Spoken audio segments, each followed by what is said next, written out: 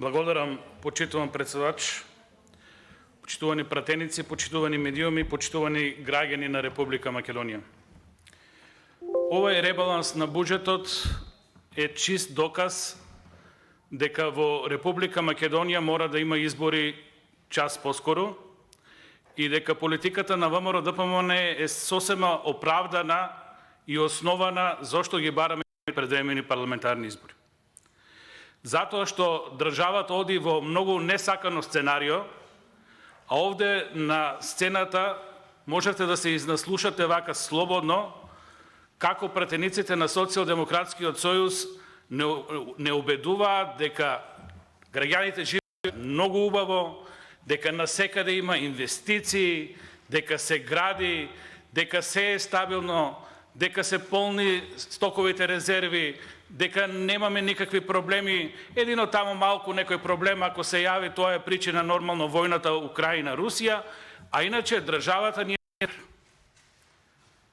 е сега, почитувани граѓани на Република Македонија, тука најмалку што треба во ваква ситуација е да збориме за буџет и за сериозна економска политика. Значи, ги оставивме пратениците на Социјалдемократскиот сојуз јасно да кажат што мислат за државата. И тие ве убедија или пробаа да ве убедат дека живеете многу добро, дека живеете одлично, дека државата е во просперитет и дека се ќе си дојде на своје место, ако има некој мал проблем, тоа е така некоја случајност. Зашто го тврдам ова? Овој ребаланс се прави од следниви причини. Ни фалат пари во државата. Државата е неликвидна и за почеток мора државата да обезбеди нови 150 милиони евра дефицит. Значи не се во прашање 150 милиона евра, туку на претходно планираните се додаваат нови 150 милиона евра за да го планираме буџетот со дефицит од 700 милиона евра. И клучното прашање е дали тие 700 милиона евра кои ги нема државата ќе помогнат оваа година како така да ја поминеме. Значи, се она што е планирано, што се изнаслушавме на ставки, на инвестиции, на зголемени приходи ваму, на зголемени инвестициски циклуси онаму, на не знам што, оваа влада планира да го направи со задолжување. Затоа што во буџетот има дефицит. Дефицитот оваа влада може да го реши на два начина. Или да се позајми со пари, или да ги изгуби даноците. Тоа е алфа и омега во финансиите. Од досегашното искуство многу е евидентно дека ќе одиме со ново задолжување и тоа минимум 700 милиона евра, а според тоа што веќе можевме да го слушнеме од медиумите и како преговара владата, милиарда не ни бегаат до крајот на годината. Со тие 700 милиона евра, во најдобро сценарио, на крајот од 2022 година, Македонија ќе биде задолжена 8 милиарди евра. Парите си се пари. Сегашниот долг, според Министерството за финансии, е 7 милиарди 170 милиона, ќе се задолжиме 700 милиона евра за да го покриеме дефицитот и на крајот од годината имаме 8 милиарди евра задолжување. Што значи тоа? Дека способната влада на Социјалдемократскиот сојуз и на ДУИ се она што го работи на следниот начин. Зема кредити, прави ова, она, ја задолжува држава, еден добар дел од тие пари ќе се украдат, ќе ги снема и ќе ја поминеме годината. Зашто е ова проблематично? Затоа што немаме во буџетот на компонента. Ова рекордно задолжување на државата доаѓа во ситуација кога имаме 500.000 граѓани кои живеат на работна сиромаштија. Ова задолжување на државата од 8 милиарди евра доаѓа во ситуација кога немаме инвестицијски циклуси. Ниту 1 километар нов автопат. Ниту 1 километар нова железничка пруга. Нема гасификација, нема дигитализација, нема решение за администрацијата. Без тие клучни работи, државата не може да оде напред. Сега имаше тука едно мало, реплицирање со мене, како не оди државата. И се наслушавме. Ваму с големини ставки, онаму ќе дадеме пари. Меѓутоа, ниту еден од пратениците на Социјалдемократскиот сојуз не ни кажа како со тоа трошење на парите ќе обезбедиме развој на државата. Затоа што клучното прашање на еден буџет е дали е развоен или не е развоен, или е социјален. Во ситуација кога немаме развоен буџет и кога во серија приближно годишно се задолжуваме близу милиарда евра,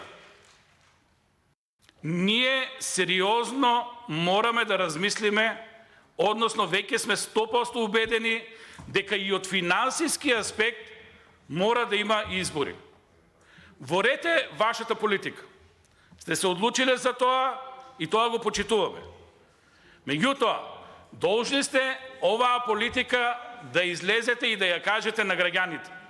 Да ја кажете, ние ќе земаме кредити, ќе делиме плата, пензии, ова, државата нема да има развој и ние така планираме да ја водиме државата, затоа што ова се прави 5 години.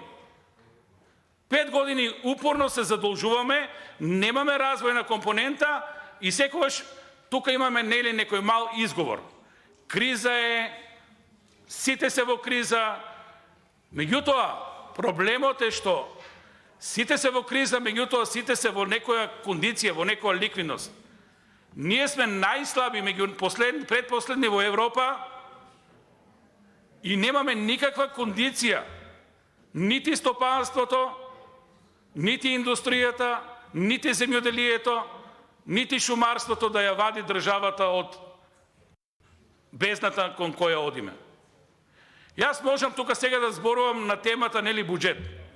Меѓутоа, во ваква ситуација, кога една политика се повторува 5 години,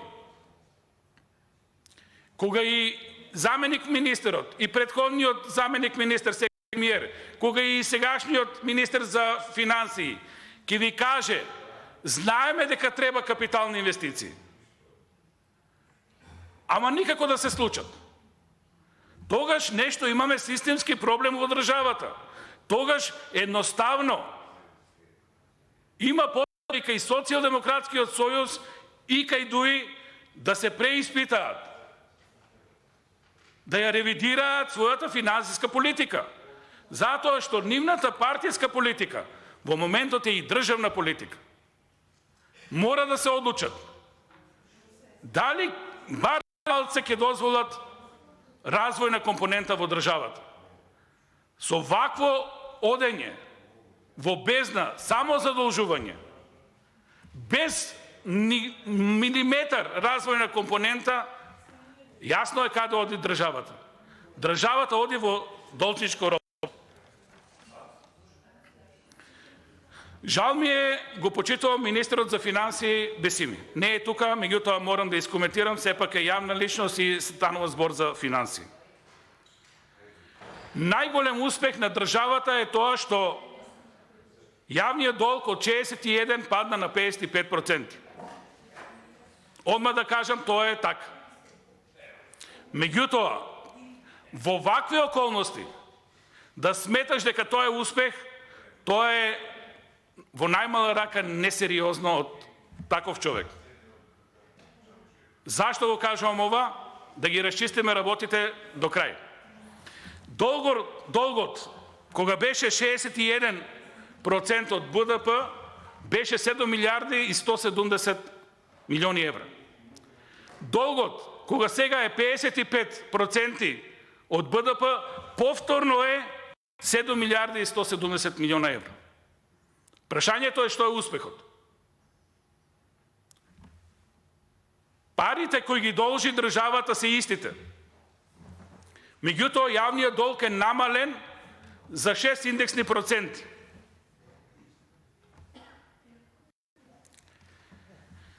Сега, никој тука не ќе да го стави тоа арно, ама. Имаме инфлација од 12%. За 12% ни е посиромашен народот. Тие 12% инфлација предизвикаа да растат цените. Тој раст на цените по автоматизам го дигне бруто домашниот производ. И само статистички добивме однос јавен долг према бруто домашен производ 5%. Уште полошо, кога сме кај економијата, овие се сериозни бројки, 12% инфлација. Едно мало сецкање на економијата, а ни престојат неколку сериозни работи кои ќе влијаат на економијата. Првен, имате електрична енергија во најава зголемување. Мислите дека таа електрична енергија нема повторно да влие на инфлацијата дополнително? Зголемувањето, тоа е сериозен инпут на многу компании, каде што се јавува енергијата како дел од производот. Ке растат цените уште. Ке имаме ново зголемување на инфлацијата. Имаме проблем со житото. Ви кажав, набавете жито, не набавувате. Не се сигурни берзанските цени. Повторно можно да киксираме во прехранбената индустрија. Нов можност за инфлаторен момент. Нафтата константно расте.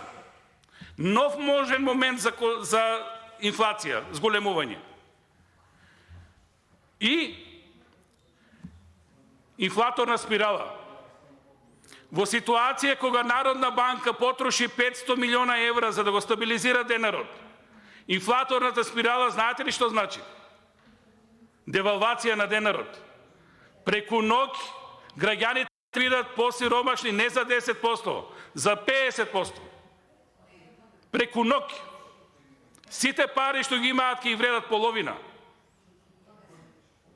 Во вакви околности, најмалку што ни треба е да збореме за успех на владата. Затоа што јавниот долг статистички падна на 55%. Ви се молам. Едно прашање, било кој нека ми одговори во било која ситуација. Ако инфлацијата се зголеми на 30, 50, 100%,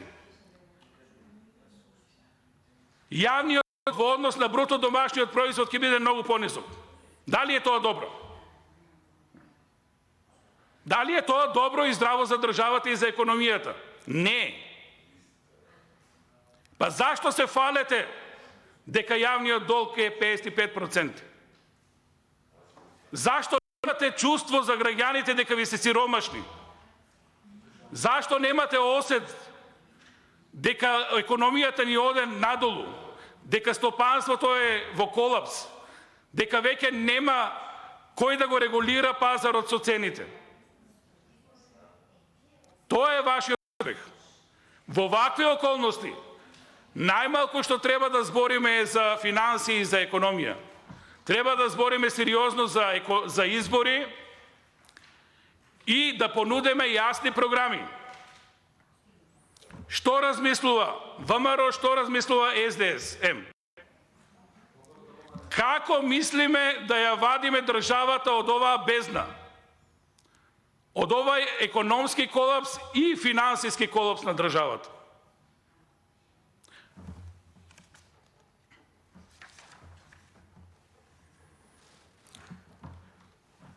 Секогаш ви збореме капитални инвестиции. Приоритет број 1 во моментот енергетика. Смешни се парите кои ги вложува државата во енергетика. Државата треба да вложи огромни пари во енергетиката. И во зелената, државата да вложи во соларни фарми, системи, и колку и тоа да звучи грдо, имаме уште и со договорот со енергетската заедница до 2030 година можеме да ги користиме термоцентралите. Мораме да обезбедиме и домашен јаглен.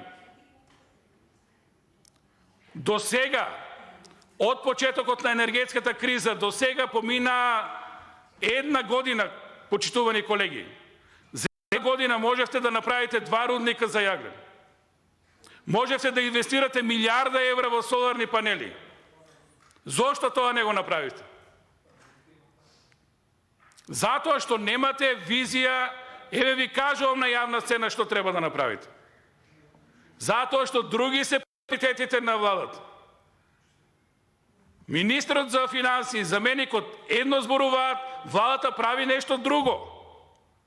Имате дисбаланс. Ако финансии и владата немат хармонизација, не знаат што прават, тогаш е главно во државата владее анархија. За поздравување беше буџетот 2022 година. Најголеми капитални инвестиции. Иако беше обезбеден со дефицит. Меѓутоа, реализацијата на тие капитални инвестиции до 4 месец, крајот 34, тоа што може да го видиме од страната на Министерство за финансии, е 16%. 16% инвестиции во капитални инвестиции до мај ви е крах на економијата. Тоа е нешто што не смее да се случи во државата. Еден податок ќе ви кажам, почитувани граѓани. Министерство за транспорт и врски планирани 169 милиона и 900 илјади евра, реализација до сега 5 милиона евра. Капитални инвестиции. Значи, и тоа што е истрошено капитални инвестиции е некои компјутери, нешто санација на некој кров, кој гледаме паѓаат како стигнат, а реални пари за патишта, за гасовод, за нафтовод нема. Знаете ли колку е 5 милиона евра? Вашите предплатени автопатишта, тоа ви е пола километар автопат. Значи, СДСМ во оваа година вкупно има направено половина километар автопат. Ништо друго. Тоа е еквивалент на вашата политика. И сега ние тука треба да збориме за финансии. Треба да збориме за развојна компонента. Како тоа ќе го постигнете со пола километар автопат? Несериозно е. Газификација. Ја утнавте трасата. Кажете на народот, не се срамете. Не можете да го поминете водно. Кој ве тераше да се качувате горе?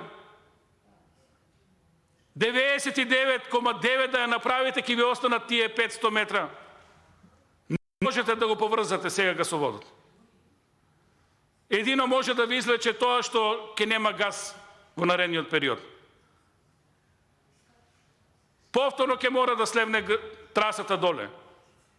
Кој ќе сноси одговорност за таквата глупост? Преку месечината ли ќе го повторите гасоводот? Многу несериозно. Залудно е да се зборува за бројки, за ставки, за позиции. Едноставно, политиката мора да доживее ресет.